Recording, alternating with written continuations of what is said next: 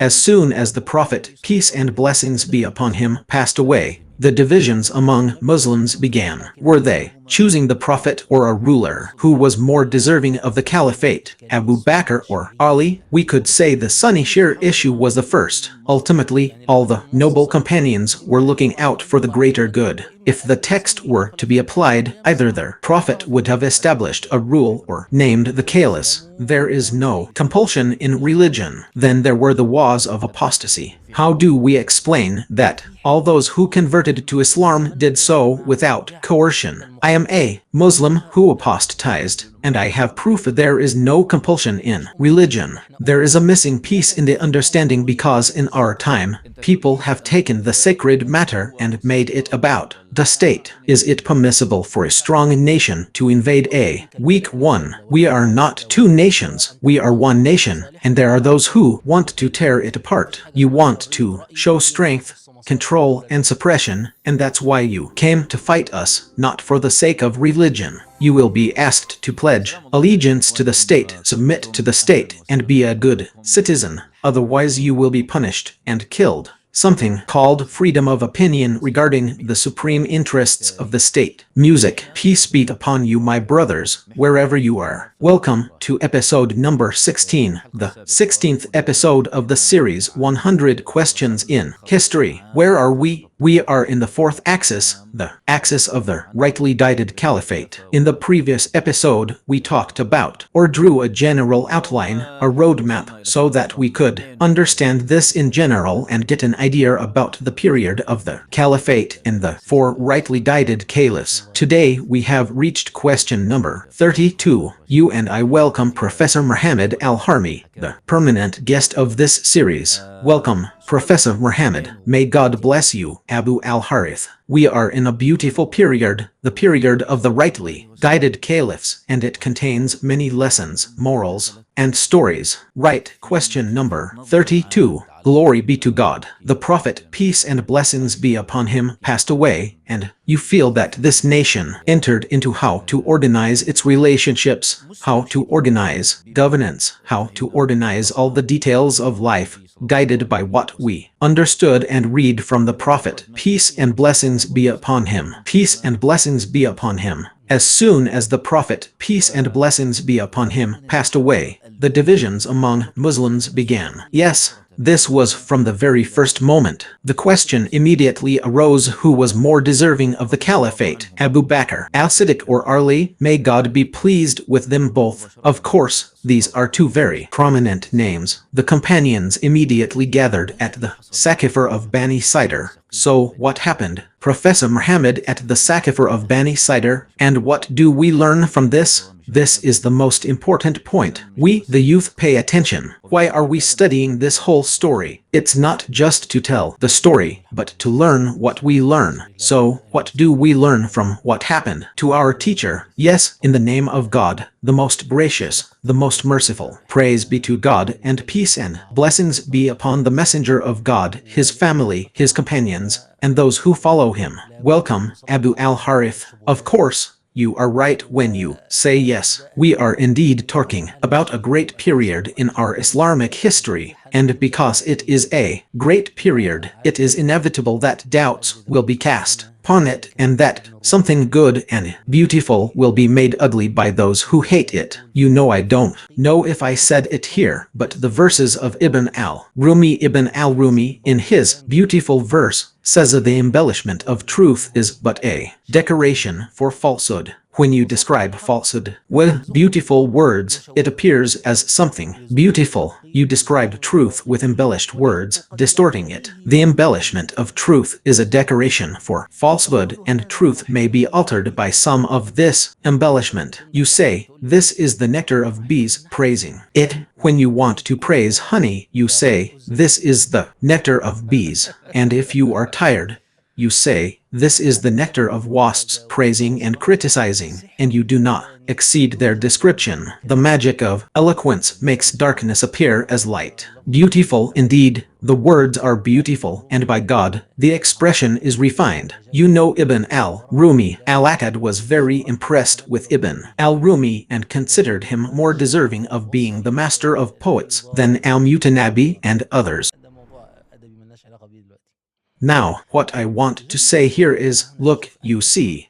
Now in our contemporary world, in parliaments, disagreements occur, insults are exchanged, and perhaps even physical altercations take place. And when Nancy Pelosi heard Trump's speech in his early terms, what did she do? She tore up the papers. The speech is in front of everyone, and the election debates will inevitably include insults between the candidates. Yet the general public, the media, tells you these are normal competitions. This is the essence of democracy. Democracy has moved us from fighting over power with swords and was to perpetuating this kind of conflict. They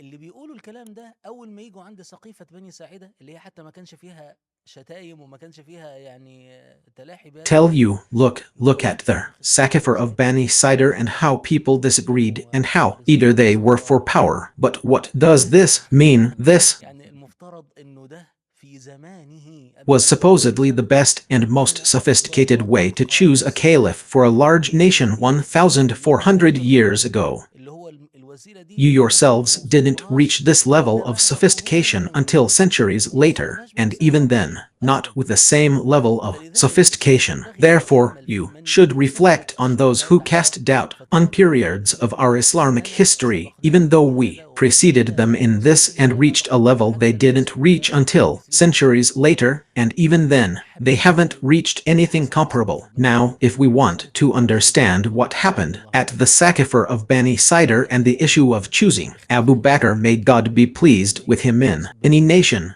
the disappearance of a great leader, the death of a great leader causes an earthquake. We are sitting here in Turkey. Tomorrow, if Erdogan, for example, were to arrive and die, God knows what the fate of the world would be. This is the nature of a leader whom people have lived with for 20 years. Iran's Khamenei, for example, is the same. In any nation with a leader, like Russia's Putin, the disappearance of great leaders in any nation is bound to cause some kind of upheaval in the political landscape and to cause the emergence of conflicting and opposing desires. This is natural. So what happened when the Prophet, peace and blessings be upon him, died? The companions knew through many basic principles that they had to choose someone to succeed the Prophet, peace and blessings be upon him. Why? To succeed him in prophethood. Were they choosing a prophet or a ruler? They were choosing a ruler. This is the first blow to secularism.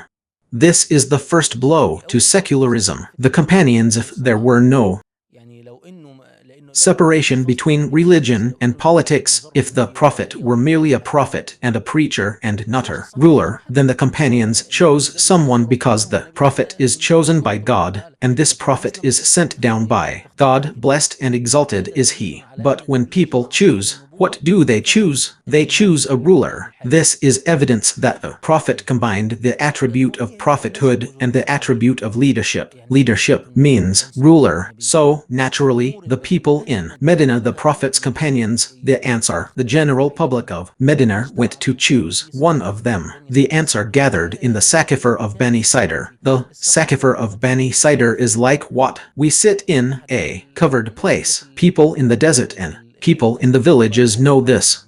Until recently, everyone would sit under a covered place, the sacrifice of Bani Sidr. So, they wanted to choose Sa'd ibn Ubadah, the leader of the Khazraj, to be the caliph after the death of the Prophet, peace and blessings be upon him. The matter in their minds was very simple. We are the people of Medina. We are the inhabitants of the city. We are the Ansar, and the messenger of God, peace and blessings be upon him, is our leader. So, Naturally, after the death of the messenger of God, it was natural for the people of the city to choose a leader. So, the news reached the Muhajirin immigrants, and they were still gathered around the Prophet's house, peace and blessings be upon him. The Prophet was preparing him, washing and shrouding him, and so on. This news, the news of the Ansar's gathering at the Sakifar of Bani Sidr, reached the Muhajirin. Abu Bakr, Umar, and Abu Ubaidah ibn al-Jarrah went to the Ansar. Of course,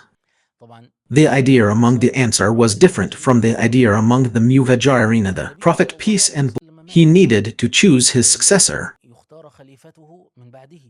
But the successor had to be from the Muhajirin, from the Quraysh. Why from the Muhajirin, from the Quraysh? Because, simply put, the Arabs didn't see it that way. They couldn't submit to anyone but a man from the Quraysh. The Quraysh had the status, influence, and religious leadership, so they would submit to them. This was something ingrained throughout history and culture, and the presence of the Quraysh at the Kaaba meant that the Arabs had no problem submitting to a man from the Quraysh. But it was very difficult for the Arabs, who weren't accustomed to a state or to submitting to anyone outside of Quraysh, to break away. You know, one of the most important characteristics of the Arabs that qualified them for the message was that they a people of pride and dignity, and so proud were they that they boasted of not being subject to any state, meaning because of their pride. As Amr ibn Kulthum said, and we had long glorious days in which we defied the king. If we were called upon, it was known to us from the time of Ad. We captured kings, killed them, and fought them. The Arabs, because of their pride that no one had authority over them, boasted that they did not submit to kings, that kings did not settle in their lands. Okay. So the Muhajirin were informed of the Ansar gathering. Here, Abu Bakr felt that this might be the first division that could occur in the Muslim world with two opinions. So Abu Bakr, Umar, and Abu Ubaidah went to the Ansar. As they were walking, they met two Ansar who were returning. They asked, "Where are you going, Muhajirin?" They replied, "We want to see our brothers from this neighborhood, the Ansar who gathered in the Sakifar of Bani Sidr." The two Ansar asked, "What are you doing?" They replied, "Don't worry about them. Make up your minds, and we will follow you." Meaning, some of the Ansar thought, no, the matter must be with the Muhajirin. And among the Quraysh, don't worry about the Ansar. The Ansar will ultimately support you. So, O Muhajirin, decide your matter. Abu Bakr said, "No, by God, we will come so that there won't be any resentment or anything like that in the matter." They entered upon them in the Sakifar of Bani Sidr. "O Ansar, what is the matter? We have heard about you. What are you doing?" One of them said, "We are the Ansar of God and the battalion of Islam, and you Muhajirin are a small group among us. You are few, a minority. It is not natural for you to exclude us from this matter. It is not natural, unacceptable, or illogical for you to monopolize this dispute. We are the people of the land, so we are the ones who choose." Then Umar said, "I had prepared a statement in my mind, but when I was about to speak, Abu Bakr held me back." Then Abu Bakr spoke, and he left nothing in his mind unsaid, saying it better than what I was going to say. Abu Bakr said, "O Ansar, you are as you have said, and even better than what you have said." He pointed to them, to this matter, but this matter was unknown to the Arabs except to this clan of Quraysh. They were the middle of the Arabs in lineage and residence. Okay, then our master Al-Hubab ibn al-Mundhir from the Ansar came forward and said, "Okay, that's it. I have another idea. We'll have a leader from among us and a leader from among you." Oh, I forgot to mention something important. The Ansar had apprehension and fear of what? That if the Muhajirin took over the rule, then now these people of Mecca and the Quraysh who were sitting in Mecca, we were still at war with them. We are now in Rabi al-Awwal of the year 11, and Mecca was conquered in the year 8 Ramadan of the year 8. So, we are talking about 2 years and a bit, and we were fighting each other before that. So they feared that the Muhajirun would take over. Yes, it is true that now Abu Bakr and Umar will take over, but if the matter continues with the Quraysh, what will happen? Some might come who see that they have a vendetta against the Ansar music, or they understood, so they said to him, but we fear that this matter will take over. Some people believe that we killed their fathers, so our master Umar tells them we killed them together. The issue isn't about revenge between you and the Quraysh. We were together in the same ranks. Then Harwa ibn Madhar said, we are the leaders, and you are the ministers. And here a disagreement arose, a discussion that escalated until voices were raised. Then Zayd ibn Thabit from the Ansar and from the Khazraj tribe, the tribe of Sa'd ibn Ubadah, the Ansar's candidate for the Caliphate, came forward and said, O people of the Ansar, the messenger of God, peace and blessings be upon him, was from the Muhajirun, and his successor will be from the Muhajirun, just as we were the supporters of the messenger of God, peace and blessings be upon him. We are the supporters of his successor after him. And here our master Umar said, no, our master Abu Bakr said, while addressing the Ansar, I have chosen for you one of these two men, Umar ibn al-Khattab or Abu Ubaidah ibn al-Jarrah. So our master Umar said, extend your hand so I may pledge allegiance to you. By God, you are better than me. Umar says, later, describing this dialogue, this is Umar himself. In the famous hadith of Bukhari, it says, which of you would be content to have Abu Bakr lead the prayer? This is because the Prophet, peace and blessings be upon him, left some indications, meaning he wanted Abu Bakr to be his successor. When the Prophet, peace and blessings be upon him, fell ill and found it difficult to lead the prayer, he said, tell Abu Bakr to lead the people in prayer. When a woman came to him and asked, whom do you command me to lead after you? He pointed to Abu Bakr, and when the Prophet, peace and blessings be upon him, heard Umar step forward to lead the prayer, he said, Allah and his messenger refuse anyone but Abu Bakr. So there are some indications that the Prophet, peace and blessings be upon him, left. Now, why did the Prophet leave indications and not explicit statements? Let's come to that in a little while. Why did he say Abu Bakr is afraid? Let's get to that in a little while. But now, what happened at the Saqifa of Bani Sidr? Umar said, by Allah, if I were to step forward and have my neck struck, it would not bring me closer to sin than to command a people among whom is Abu Bakr. Abu Bakr has a high rank, and there is no reward for him. If I were to step forward, he would say, I will pledge allegiance to you. So Abu Bakr and Abu Ubaidah pledged allegiance to Umar, and Abu Ubaidah pledged allegiance to Abu Bakr. May God be pleased with him. Then the Ansar followed suit, pledging allegiance to him until, as the narration says, they almost killed Sa'd ibn Ubaidah, who was the other candidate, the Ansar's candidate. He was ill and unwell, meaning he was sleeping in a corner of the Saqifa. So, the issue is that the بيسموها بيعة أهل الحل والعقد، يعني الجماعة أصحاب الدولة، أصحاب الحل والعقد، أصحاب الشوكة والقوة، رشحوا للأمة هذا المرشح. وبعد ذلك تأتي البيعة العامة اللي هي بيعة الأمة التي يصير بها leader was a leader before that, but he was still a في حكم المرشح مش في حكم الأمير، وإلا فهو يستمد شرعيته من بيعة الأمة له. فهذا الذي حصل في سقيفة بني ساعدة. في تلك اللحظة بايع سعد أيضا؟ لا، لم يبايع سعد.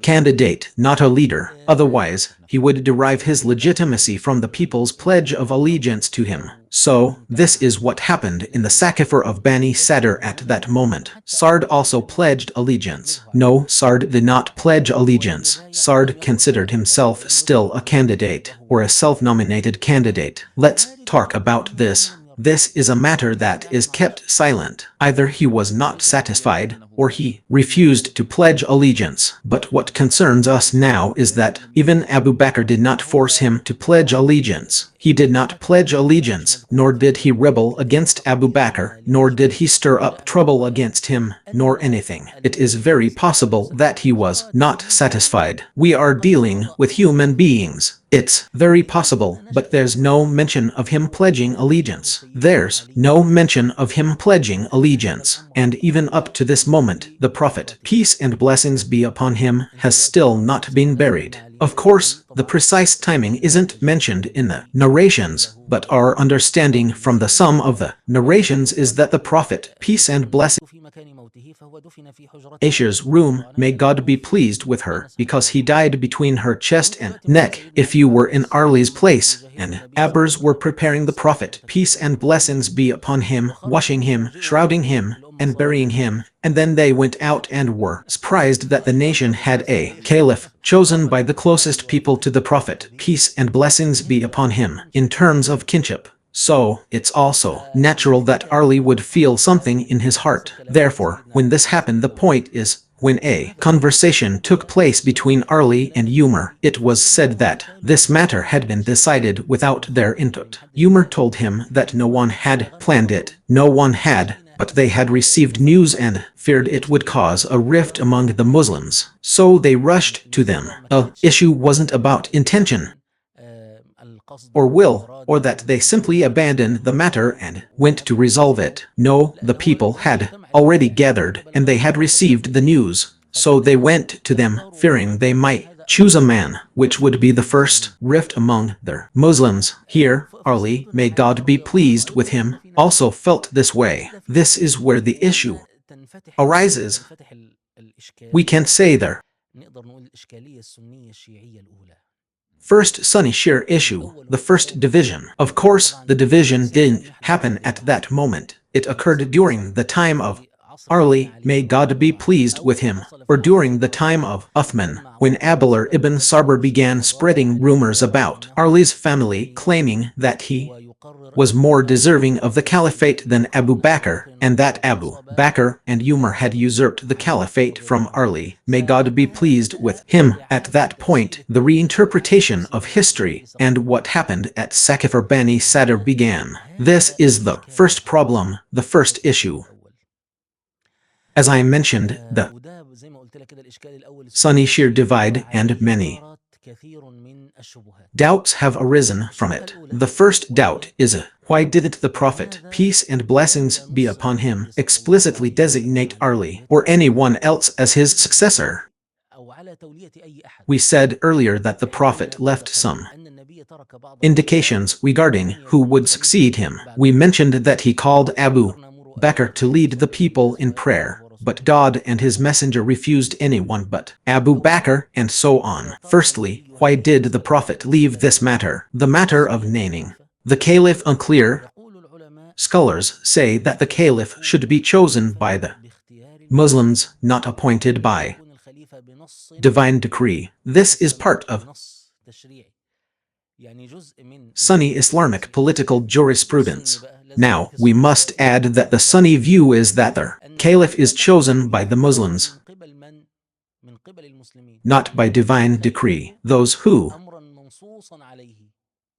say the caliph is appointed by divine decree. This is the Shia view, the Shia sect. They believe that just as God named the prophets, the imams, after him were named, and then they differed on the matter of naming these imams and on how the imamship was transferred. You find that the Twelver Shiites made it so that when the last of them died young, they said that he disappeared and entered the cellar and would return. Or the Ismailis. The disagreement here was whether the caliph should be Ismail ibn Jafar, or after him Muhammad ibn Jafar, or I mean Musa ibn Jafar.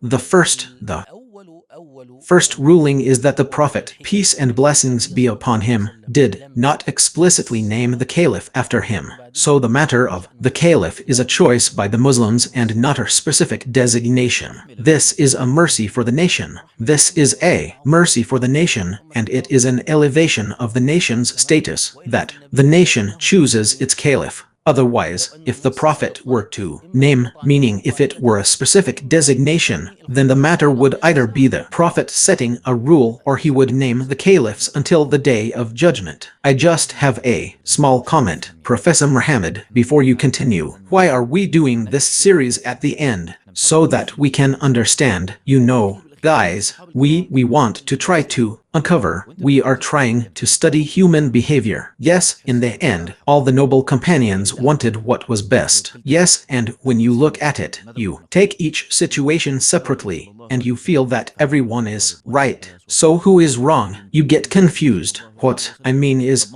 when the Prophet, peace and blessings be upon him, passed away,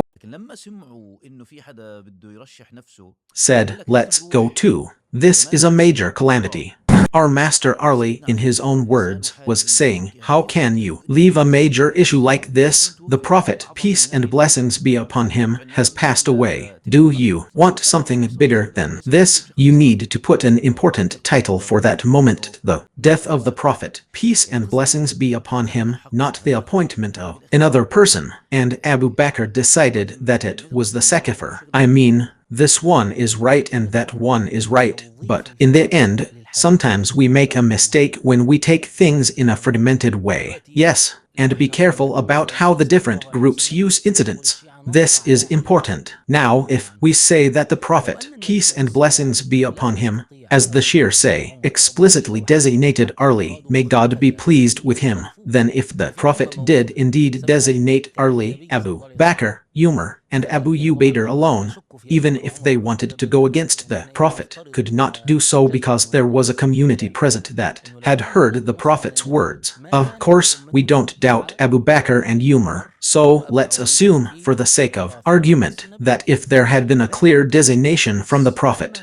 the community wouldn't have obeyed Abu Bakr, Umar, and Abu Ubaidah in their deviation from the Prophet's designation. In fact, if there had been a clear designation, the Ansar wouldn't have gathered at the Sakifar of Bani Sidr in the first place. The matter would have been clear, and if they had gathered at the Sakifar of Bani Sidr, meaning the Ansar had also deviated and wanted to gather there, what would Abu Bakr, Umar, and Abu Ubaidah have said when they realized the matter would be referred to the Muhajirun?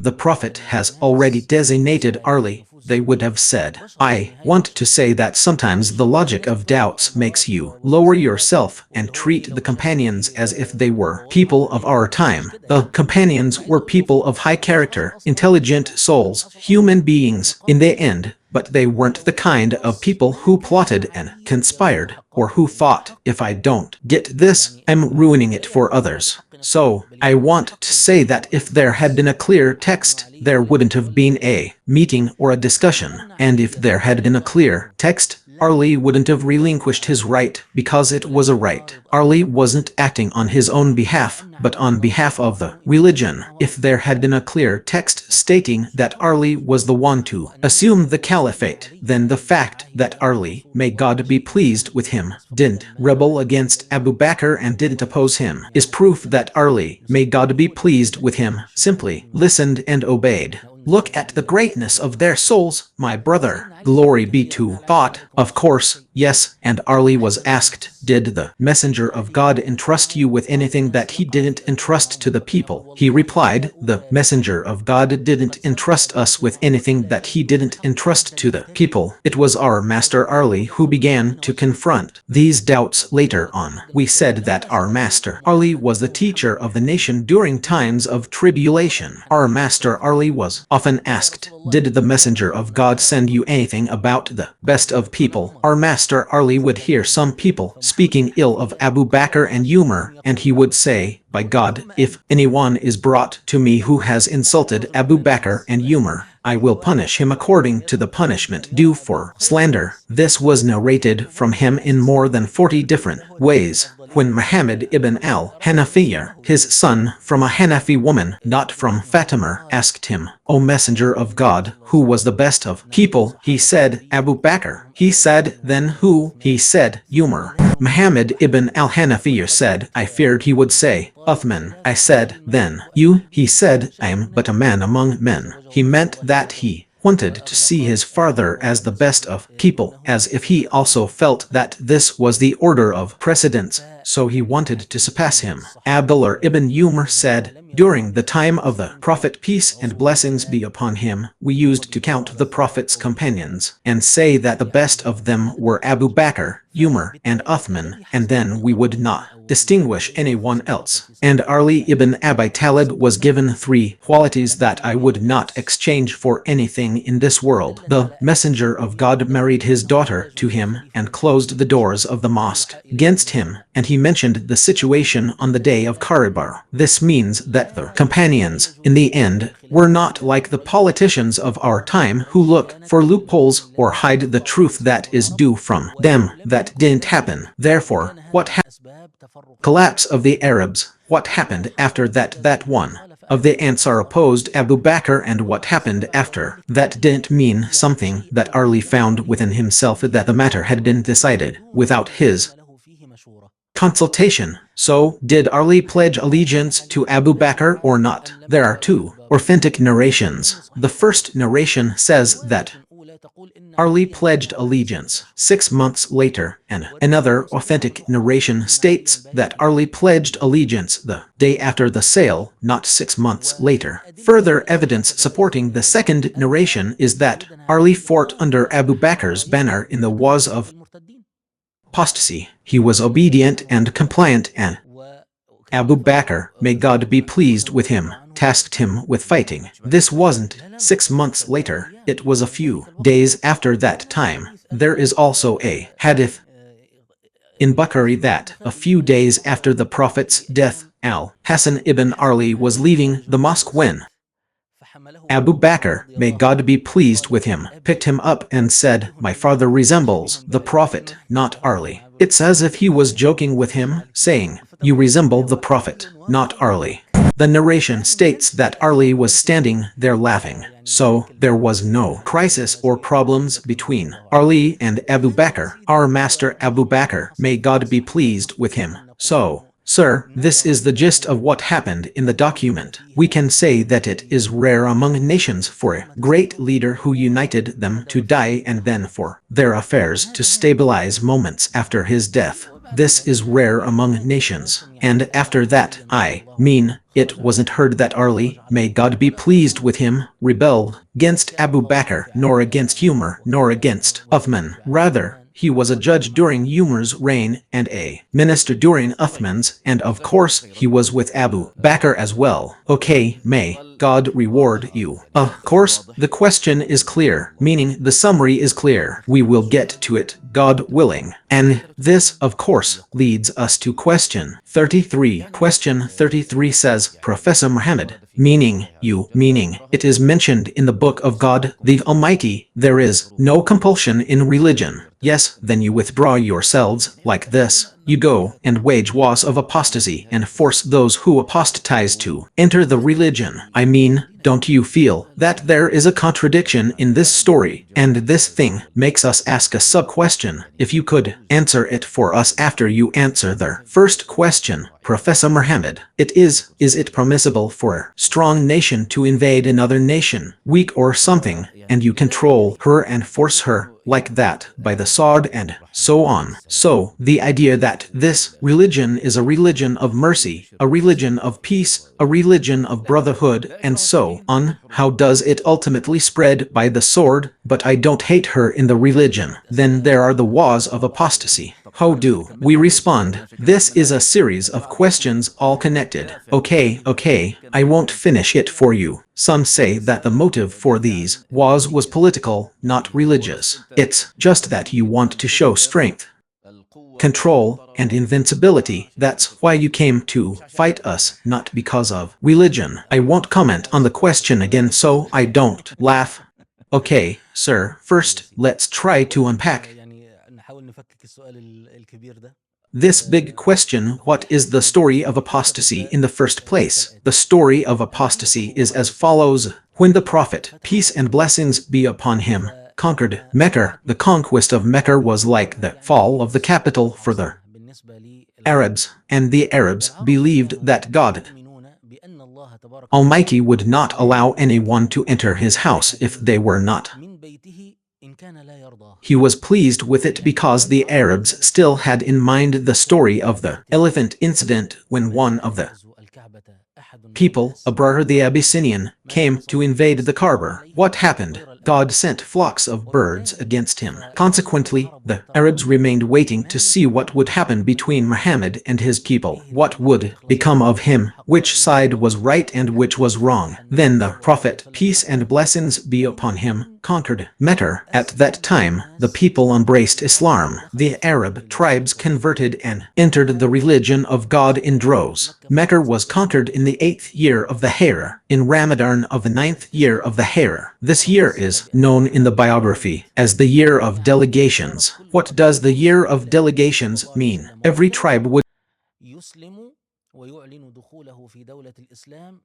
wanted to understand what Islam was and what Islam required of them. Sometimes the Prophet, peace and blessings be upon him, would send with them someone to invite them and teach them the religion, meaning he would ask them to guide them to what Islam obligated them to do, such as prayer, zakat, fasting, and hajj. This continued until the death of the Prophet, peace and blessings be upon him. These delegations kept coming to the Prophet, peace and blessings be upon him, until he passed away. The Prophet, may God bless him and grant him peace, and the Arabian Peninsula had embraced Islam. The people who converted didn't do so through conquest, as we mentioned in the previous episode. This tremendous success achieved by the Prophet, may God bless him and grant him peace, sparked an idea in some minds: why don't I also pretend to be a prophet and claim to receive revelation? Instead of Muhammad being the king of the Arabs, that's their perception. Instead of Muhammad being the king of the Arabs, I would be. This idea originated in the mind of Musaylimah the liar, in the mind of al-Swad al-Ansi in Yemen, and in the mind of Tulayhar ibn Khuwaylid al-Asadi in the tribe of Banu Asad.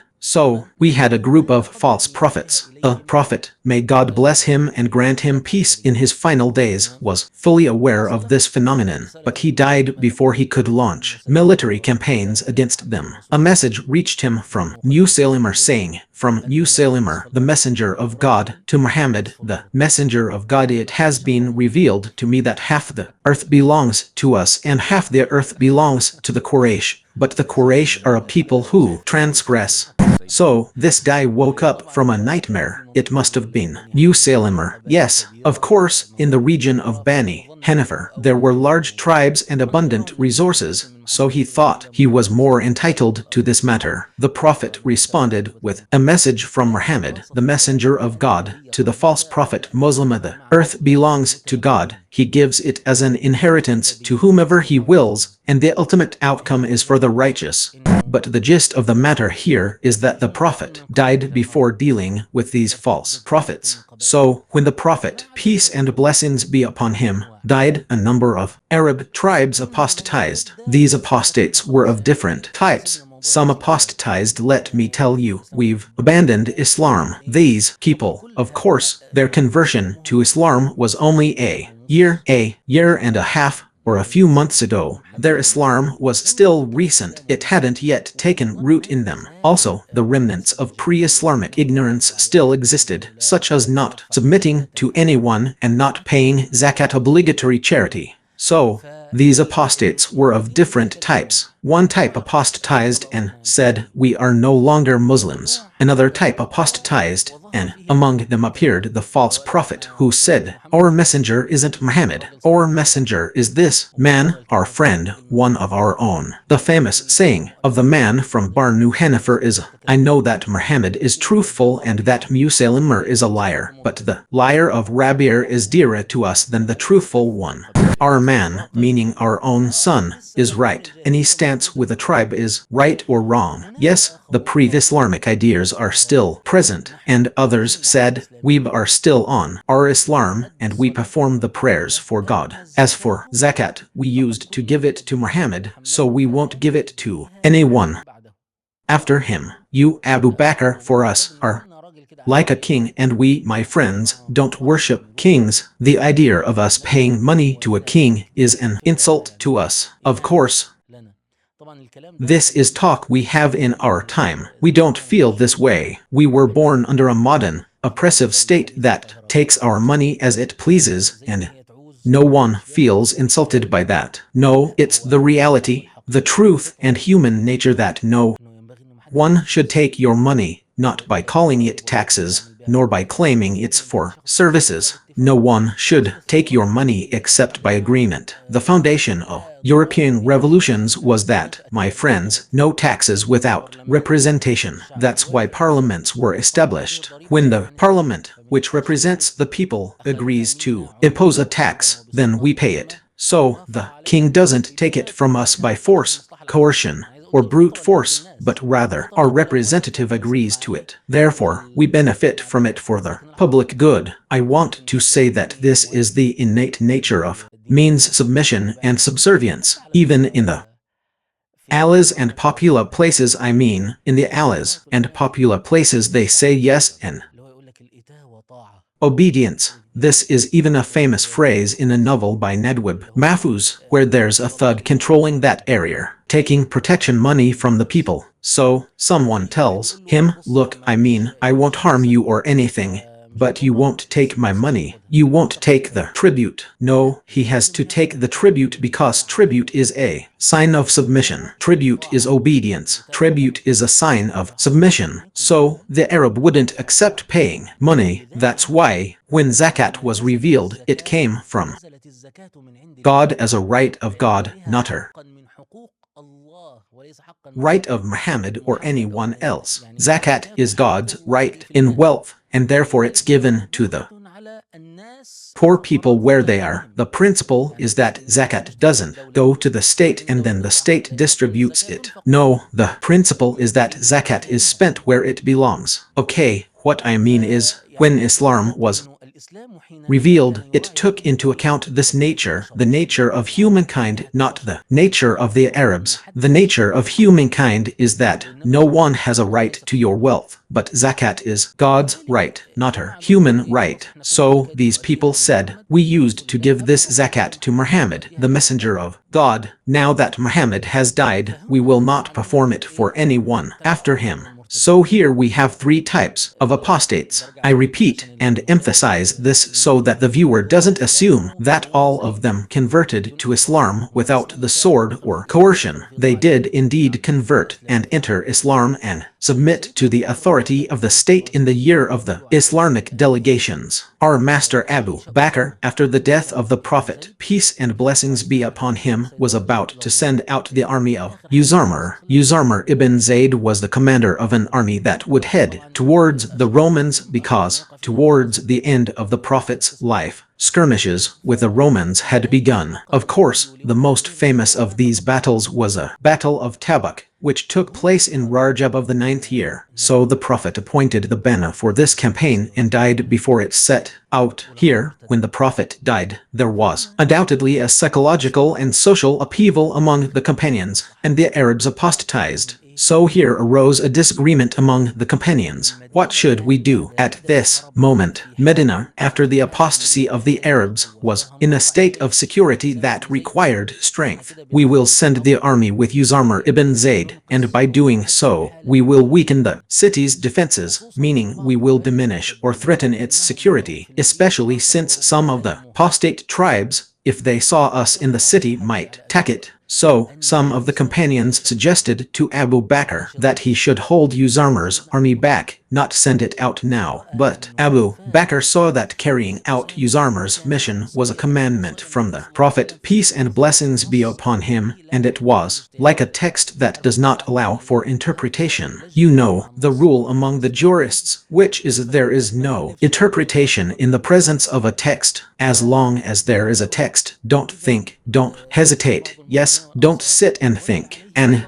Umar said, some of the Muhajirin and Ansar say that someone other than Uzamar should be appointed over him. But Uzamar is a young man of 17 years old. So Abu Bakr was angry and said, the messenger of God appointed him, and you want me to dismiss him? By God, it is impossible. So Uzamar's army, led by this young man of 17, went north towards the Romans. One of the blessings of this army was that when it headed north, the tribes, the apostates in the north, remained in their positions after having considered invading the city. They reasoned that they could not send an army to fight the Romans unless they possessed sufficient strength. So they remained in their positions, refusing to attack the city. They were indeed content, but they did not attack. However, this prompted a state of alert and the declaration of a state of emergency in the city to protect it, especially from the apostate tribes nearby, such as Asad, Ghatafan, and Dabian. Later, when Uzamar's army returned and rested for a while, the movement to confront the apostates began. Now, the question before discussing the movement to confront the apostates itself is whether this constituted forcing people to convert to Islam. No, because simply put, these were Muslims who had apostatized. To put it in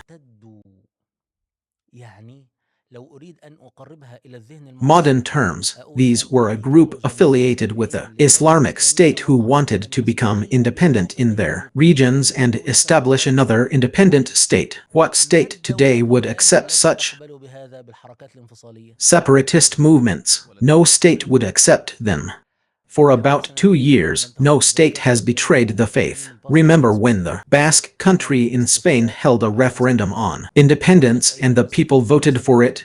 What happened? The referendum results were nullified, and Spain annexed it by force. The European Union, supposedly about democracy, supported Spain's position. No country, no matter how democratic or freedom-oriented, would allow the secession, fragmentation, and disintegration of its territory. On the one hand, these apostates, after having been Muslims and followers, rebelled against the state system and wanted to establish, in modern terms, separatist states. On the other hand, they wanted to leave Islam after having embraced it. Some of them claimed to be prophets receiving divine revelation, while others claimed they didn't perform certain religious duties, which are God's right and which the Caliph is responsible for enforcing.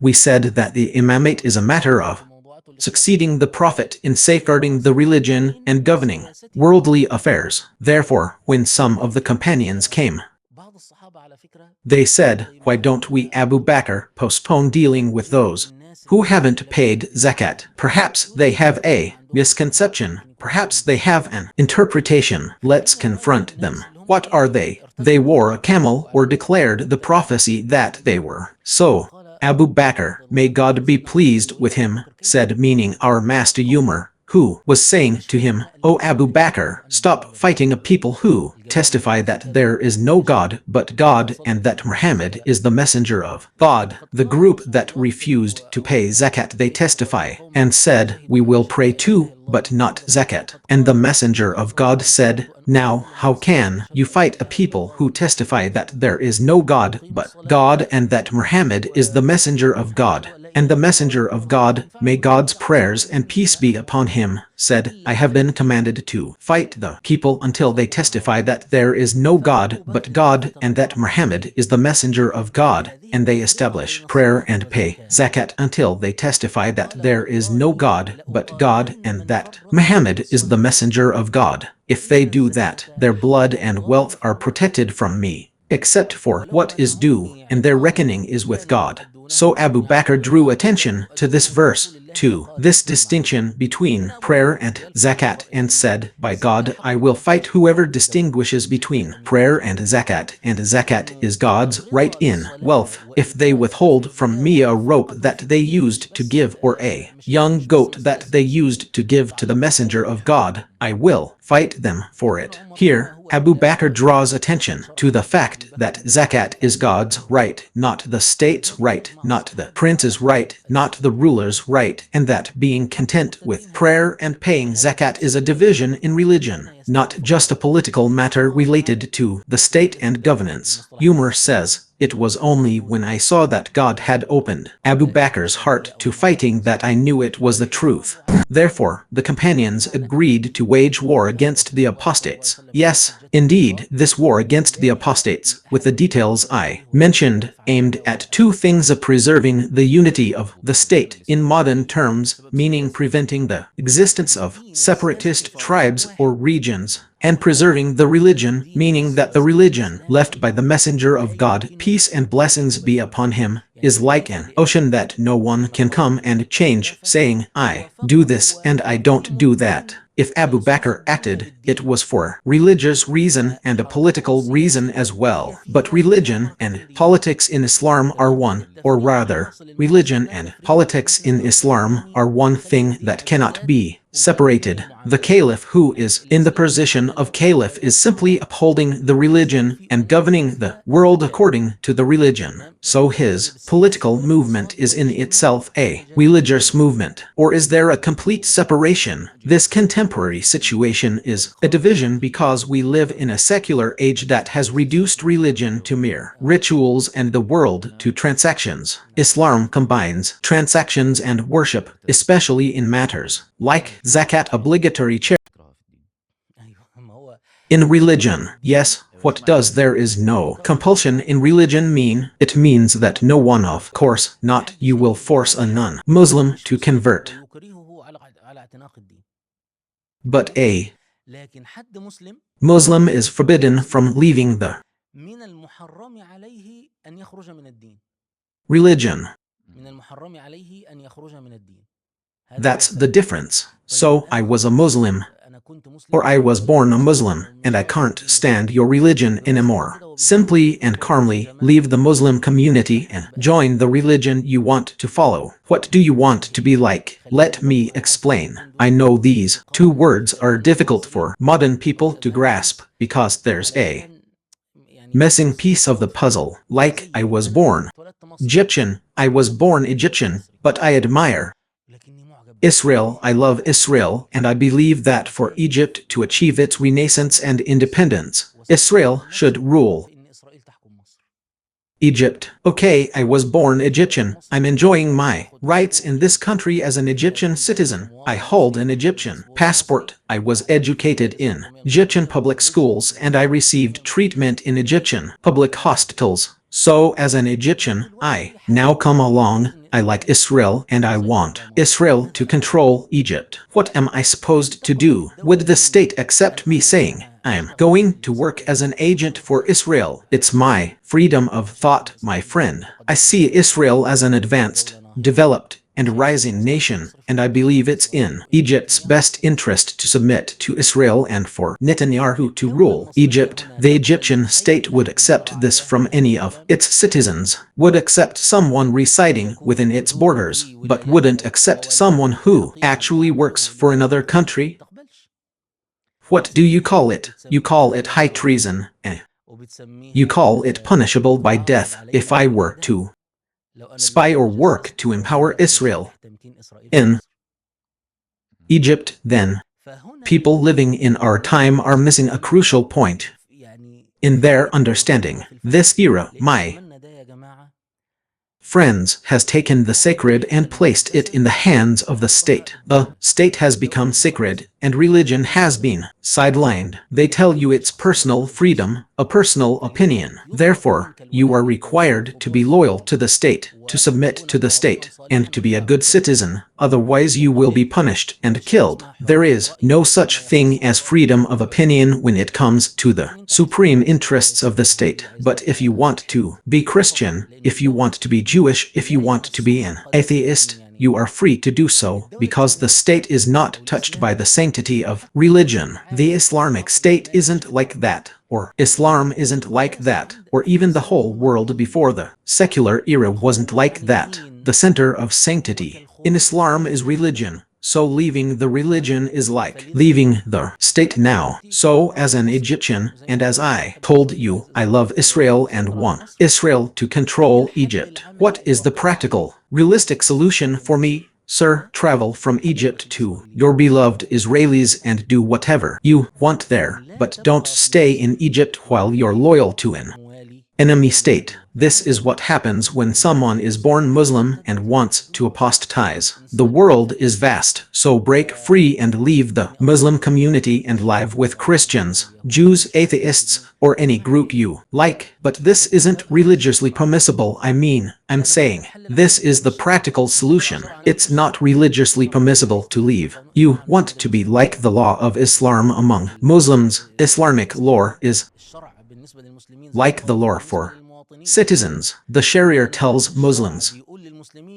not to go to the lands of the disbelievers without necessity, so that they aren't influenced, meaning so that suspicions don't fall upon them and they don't become morally corrupted. But if I'm not convinced by this Sharia, then I'm outside of it. So the practical solution is for me to leave it and go like that. I'm telling you, if you admire the Israelis, then get out of the way of the law. The Egyptian goes to the people you like, the people who like you, and stay with them. Okay?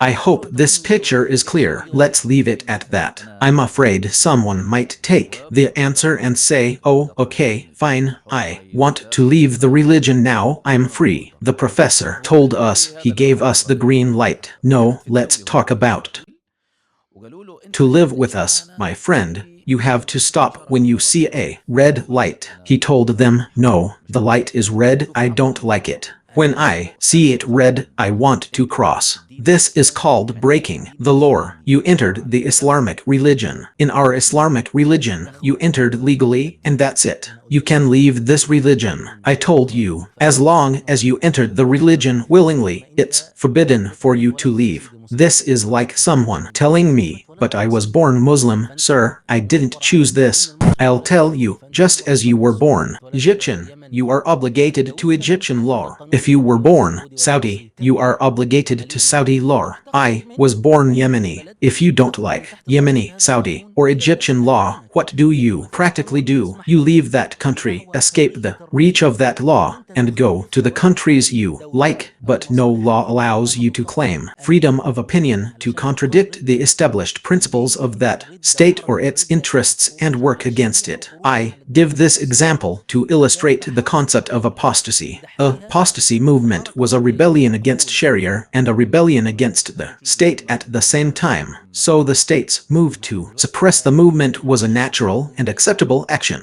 Yes, that's right. So, is it permissible for a strong nation to invade a weak one? Well, I told you now, we are not under the rule of two nations. We were originally Muslims and were present within the Islamic State. Then they violated this Islamic law and rebelled against it. So we are not two nations, we are one nation in which there are those who want to tear it apart and fragment it. Therefore, when the state moved, it was in accordance with contemporary political logic and in light of the political state. Modernity means trying to maintain the unity of the state, not forcing a weak nation to join it by force. But when Islam became a strong nation, yes, it dealt with a weak. This was discussed in the conquests. Yes, I tried to pose the question. So, in the next question, which is question 34, yes, but we are now at what moment? At the moment of apostasy. I just want to tell you, I really want this issue to be very clear to people. If anything is unclear, tell me, correct me. No, it is, with God's help. Now it is completely clear. It is clear now, but there is no compulsion in religion. What is meant by it is that we do not force anyone to enter Islam before their conversion. I mean, I am now living in Turkey, for example, or I have now gone to America. No one in America forced me to go there and enter of my own accord. Under American law, no one forced me, but since I went and chose and enjoyed American citizenship, or Turkish, or Chinese, or anything else, then I became obligated. Ban, even when you obtain American citizenship, you swear to work loyally for the benefit of the American nation. You swear to this. There is no compulsion in religion, meaning no one forces you into the religion. You either enter the religion or are born into it. Sir, so you are obligated to follow and uphold its laws and principles. Okay, you have other ideas. You see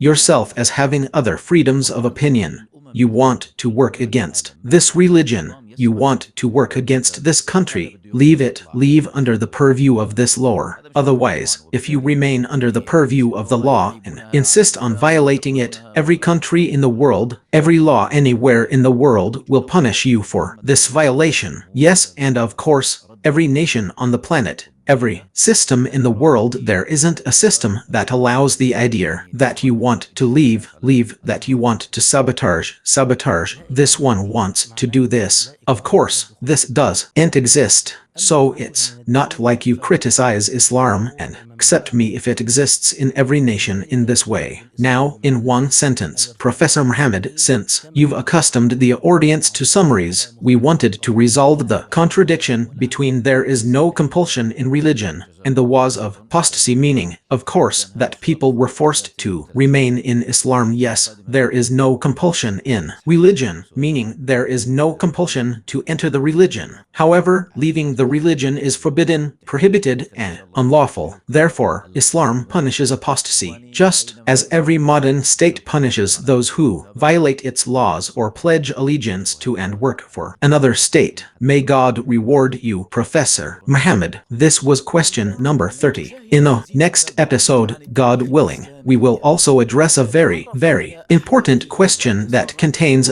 its leaders and scholars, its events and secrets, governance, politics, wars and battles, all you have to do is follow our history channel on YouTube. We explore our history from the furthest point in the past to the furthest point in the future, bringing history to life.